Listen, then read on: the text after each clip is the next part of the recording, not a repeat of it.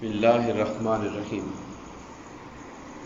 آج کے حضور نبی کریم علیہ الصلوۃ والسلام کی حدیث پاک کے درس میں ہم آقا کریم علیہ الصلوۃ والسلام کے شمائل میں سے، آپ کی عادات مبارکہ میں سے کچھ عادات کا ذکر کریں گے، اور جس عادت کو آج ہم دیکھیں گے وہ ہے آقا نامدار علیہ الصلوۃ والسلام کا استراحت فرمانا۔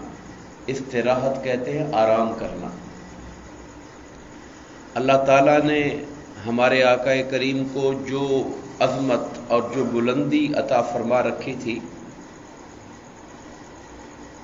انسانی زبان کے اندر شاید کوئی ایسا لفظ بھی نہیں ہے جو آقا کی عظمت اور بلندی کو صحیح بیان کر سکے، مگر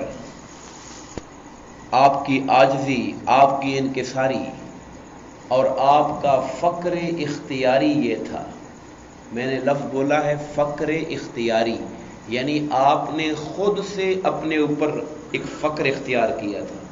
یہ نہیں کہ کمی تھی، ایسا بھی نہیں تھا کہ اگر آپ چاہتے تو اکٹھا نہ کر سکتے مال، اور اپنے گھر کے اندر راحت کے سامان اور اسباب سب کچھ ہو سکتا تھا، مگر سرکار نے اپنے لیے فقر کا رستہ اختیار فرمایا۔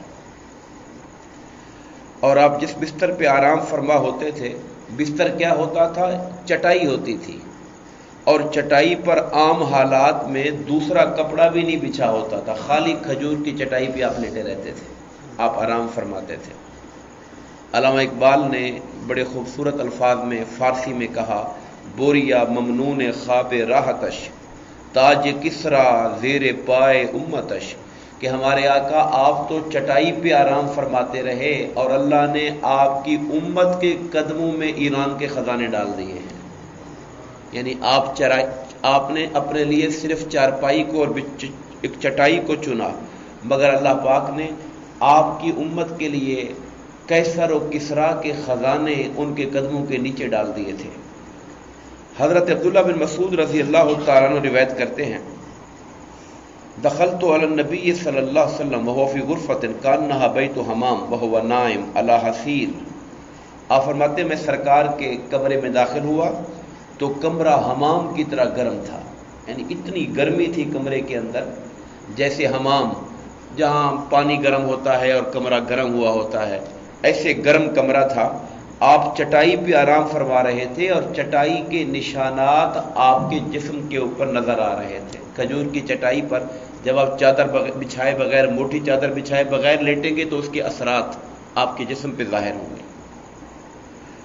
ام المومنین حضرت عائشہ صدیقہ رضی اللہ تعالیٰ عنہ فرماتی ہیں کہ حضور نبی کریم علیہ الصلوۃ والسلام دن کے ٹائم جس چارپائی پر، جس چٹائی پر آرام فرمایا کرتے تھے، جب نماز پڑھنی ہوتی تھی اسی کو کھڑا کر کے اس کی دیوار بنا لیتے آگے سے، یعنی کھڑا کر کے اس کو تھوڑا سا یوں ٹیڑھا کر لیا تاکہ وہ سترا بن جائے، آگے سے کوئی گزرتا رہے، تو نماز پڑھنے کے ٹائم پر اسی کو کھڑا کر لیتے، آرام کرنا ہوتا اس کو بچھا کے اس پہ لیٹ جایا کرتے تھے۔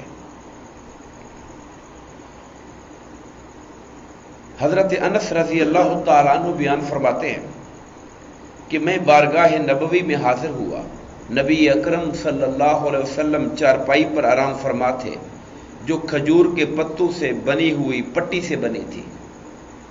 کھجور کے پتوں سے بنی ہوئی پٹی سے بنی تھی۔ آپ کے سر اقدس کے نیچے چمڑے کا ایک تکیہ تھا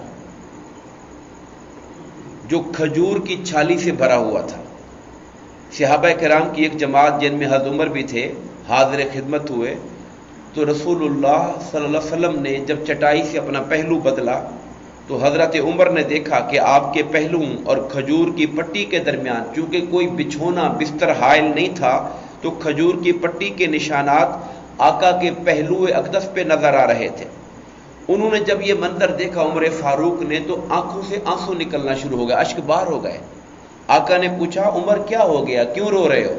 کہنے لگے یا رسول اللہ، ایران کا بادشاہ ہو کسرا یا روم کے بادشاہ ہو کیسر، اللہ تعالیٰ نے آپ کو ان سے کہیں زیادہ عزت عطا فرمائی ہوئی ہے، مگر وہ لوگ اپنے محلات میں، اپنے تکیوں پر، اپنے بستروں پر، اپنے تختوں پر عیش سے بیٹھتے ہیں اور آپ چٹائی پر لیٹے ہیں اور آپ کے جسم میں اتھر پہ نشان پڑے ہوئے ہیں. تو سرکار نے فرمایا اے عمر کیا تم اس پہ راضی نہیں کہ ان کے لیے صرف دنیا ہے, اللہ نے ہمیں آخرت عطا فرمائی ہوئی ہے. تو سرکار نے آخرت کو اپنے ذہن میں رکھا اور ہمارے لیے ایک اسوہ چھوڑا. حضور نبی کریم علیہ الصلوۃ والسلام کا جو بستر مبارک تھا وہ بھی ایک چمڑے اور ٹاٹ کا بنا ہوا تھا. ٹاٹ کبھی آپ یوز کیے ہوں گے, ہم نے بچپن میں اسکول کے اندر ٹاٹ بچے پٹسن وغیرہ کے, اس زمانے میں مجھے معلوم نہیں ٹاٹ کس چیز کا ہوتا تھا, مگر ٹاٹ کا لفظ استعمال ہوا ہے. ام المومنین حضرت حفصہ رضی اللہ تعالی عنہ فرماتی ہیں کہ ایک ٹاٹ تھا سرکار کا جسے ہم دوہرا کر کے حضور کے نیچے بچھا دیا کرتے تھے, جس پہ حضور آرام فرماتے تھے. آپ کہتی ہیں ام المومنین حضرت حفصہ کی بات ہو رہی ہے, عمر فاروق کی صاحبزادی, سرکار کی زوجہ مکرمہ, ہماری ماں. مت ایک رات میرے ذہن میں خیال آیا اگر میں ٹاٹ کی ذرا 2-3 تہیں اکٹھی کر دوں, یعنی ڈبل ٹرپل دگنا کر دوں, تو اس سے شاید سرکار کو زیادہ سکون محسوس ہوگا.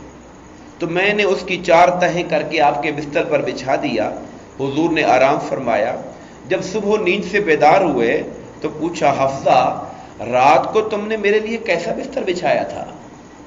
انہوں نے کہا یا رسول اللہ بستر تو وہی تھا, میں نے اس کی ذرا تہیں ڈبل کر دی تھی.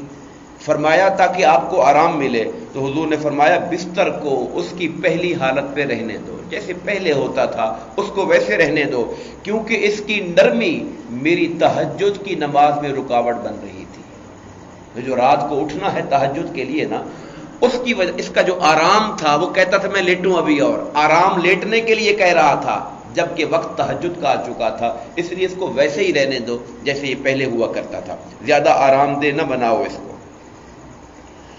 ام المومنین حضرت عائشہ صدیقہ رضی اللہ تعالیٰ عنہ فرماتی ہیں کہ میرے پاس ایک انصاری عورت آئی, اس نے نبی کریم صلی اللہ علیہ وسلم کا بستر دیکھا جو کہ دوری کی ہوئی ایک چادر پر مشتمل تھا.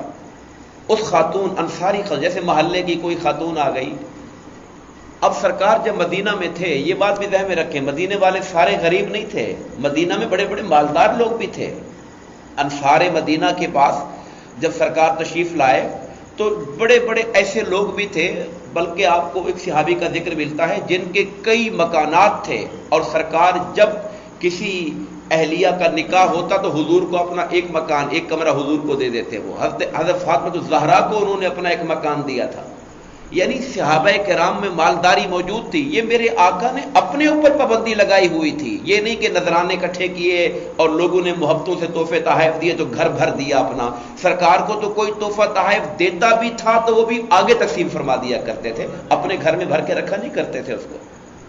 اب وہ جو انصاری عورت آئی, اس نے آقا کے گھر کا بستر دیکھا نا, تو جیسے کوئی بندہ کسی سے محبت کرتا ہو اور جس سے بڑا پیار ہو, اس کے گھر میں حالات ظاہری غربت کے دیکھے اور وہ امیر ہو, اس کا دل کرتا ہے ہم کو خدمت کریں تاکہ ان کی جو پریشانی ہے وہ دور ہو جائے. اس نے یہ سوچا اور گھر جا کر حضور کے لیے ایک نیا اچھا سا بستر بھجوا دیا. اس مائی نے حضور اور بستر بھیجا جس میں ریشم اور بڑا نرم اور بڑا پیارا بستر بنا ہوا تھا. حضور تشریف لائے تو آپ نے فرمایا بستر دیکھا. میں عائشہ یہ کیا ہے, کدھر سے آیا بستر؟ انہوں نے عرض کی یا رسول اللہ فلاں انصاری عورت آئی تھی, اس نے آپ کا بستر دیکھا تو واپس جانے کے بعد اس نے یہ بستر بھیج دیا. میں نے اس کو کہا نہیں ہے, اس نے دیکھا خود ہی اس کے دل میں خیال آیا, گھر جا کر اس نے بستر بھیج دیا. حضور نے فرمایا عائشہ یہ بستر اسے واپس کر دو. اللہ کی قسم اگر میں چاہتا تو اللہ تعالیٰ سونے چاندی کے پہاڑ میرے ساتھ چلاتا. مال کی کوئی کمی نہیں تھی, یہ نہیں تھا کہ مال کی کمی ہے. اللہ نے تو مجھ سے پوچھا تھا حبیب اگر آپ چاہو تو ہم پہاڑوں کو سونے کا بنا کے آپ کے ساتھ چلا دیں, پہاڑ سونے کے چلتے رہیں, جہاں تک چاہیں جیسے چاہیں خرچ کریں. مگر میں نے اللہ تعالیٰ سے عرض کی تھی باری تعالیٰ نہیں, میں وہ بادشاہانہ زندگی نہیں چاہتا, میں تو وہ زندگی چاہتا ہوں ایک دن کھانے کو پیٹ بھر کے مل جائے تو تیرا شکر ادا کرتا رہوں, اور ایک دن فاقہ آ جائے تو صبر کرتا رہوں. میں یہ کیفیت چاہتا ہوں. ام المومنین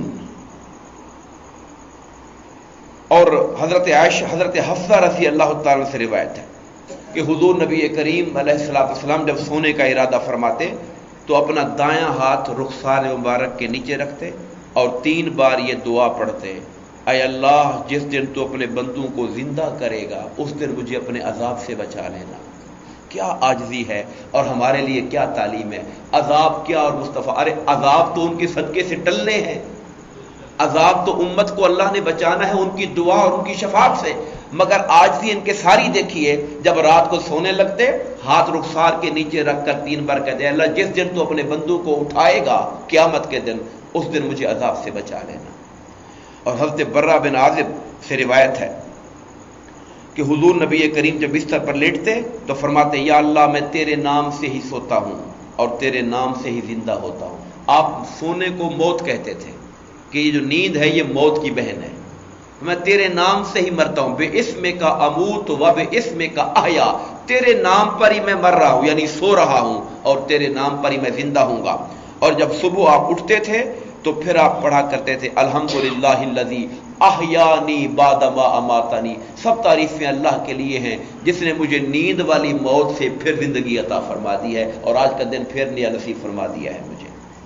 اور آخری بات سرکار کے رات کے معمولات کے حوالے سے، سونے سے، ام المومنین عائشہ صدیقہ رضی اللہ تعالیٰ فرماتی ہیں جب سرکار بستر پہ آرام فرما ہو جاتے اپنی دونوں مبارک ہتھیلیوں کو ملا کر ان پہ میرے آقا سورہ اخلاص اور قل اعوذ برب الفلق قل اعوذ برب الناس پڑھ کے دم کرتے تھے، اپنی ہتھیلیوں پہ دم کرتے تھے اور پھر اپنے چہرہ انور پر، اپنے سینہ مبارک پر، باڈی میں جہاں جہاں ہاتھ جاتا ہے پورے جسم کے اوپر اس کو مل لیا کرتے تھے، اس کے اوپر اس کو پھیر لیا کرتے تھے. اور یہ عمل آپ 3 بار کیا کرتے تھے. دعا فرمائیے اللہ تبارک و تعالی ہم سب کو حضور نبی کریم علیہ الصلوۃ والسلام کے اسوہ حسنہ کو پڑھنے، سمجھنے اور عمل کرنے کا شوق عطا فرمائے.